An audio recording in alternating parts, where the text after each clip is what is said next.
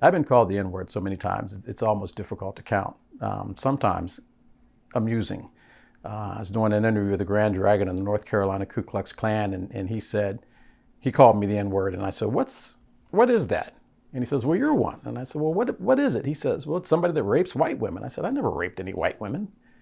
And he was dumbfounded. He was frozen because in that moment, his rhetoric caught up to reality, which was that his hatred was based on something that had nothing to do with anything other than this fear that there was this black boogeyman that was going to come out and attack his women. I didn't want anything to do with anything that he had to do with, trust me. But that was the one that stood out the most. That was the one that made me laugh the most. Most of the time, it was because I was doing something right. Always when I was questioning authority, somebody would drop the N-word. It was almost like it was a defense mechanism. Remember when we were kids, we played the dozens, your mama? Well, the N-word was always one beyond your mama because it just meant really stupidity on their part. They had nothing else to say but to drop the N-word, like I was supposed to all of a sudden collapse into a wounded heap. Well, they say sticks and stones may break my bones, but the N-word never really hurt.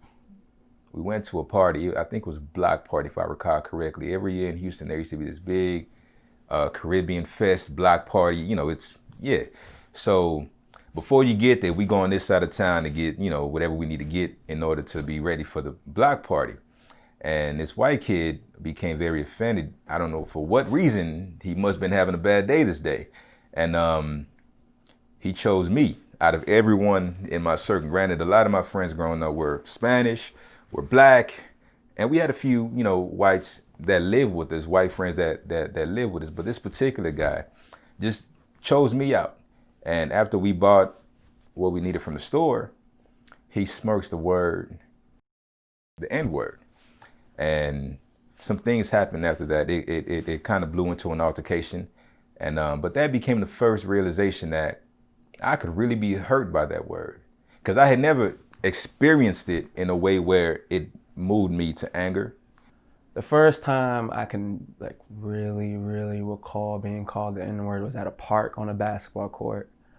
A group of friends of mine, we was playing 5-on-5 for a group of kids from another neighborhood. Just so happens to all be white kids from this suburban neighborhood close by. We completely, one, destroyed. It was not even a competition. And out of anger, they yell at their mouth, hey, you N-words, you couldn't do this, X, Y, and Z. Cuss words. And yeah, so that was the first time I actually remember it was being called towards me as an individual. Now I might have seen people say it in passing to other people, but when they were being directed towards me, that was the first time I really called it being said as a form of anger, maliciousness. Actually, I've never been called the N-word.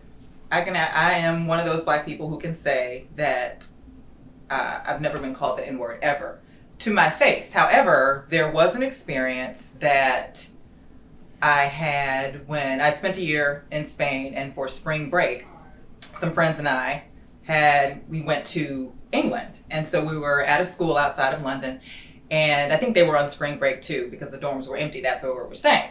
So long story short, I went down the hallway to the common room to pick up some of my things. And when I was, all my other friends were in one of the dorm rooms. When I was in that common area, one friend she was not part of our school group. She was someone else, a friend of one of my other friends that I was actually in school with, if that makes sense. So she started telling a joke. And, she went on with the joke, and the punchline was the N-word.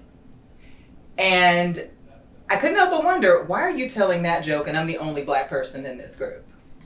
And you told this joke when I'm down the hall, when you probably thought I was out of earshot.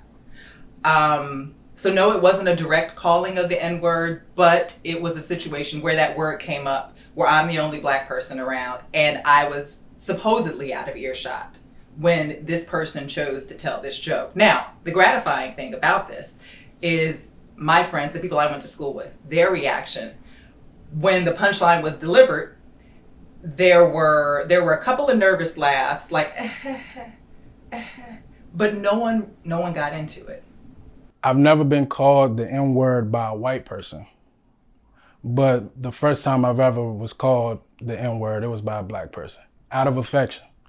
You know, that's the little, and you know, I really didn't know what it meant. You know, I just knew that everybody in my neighborhood said it.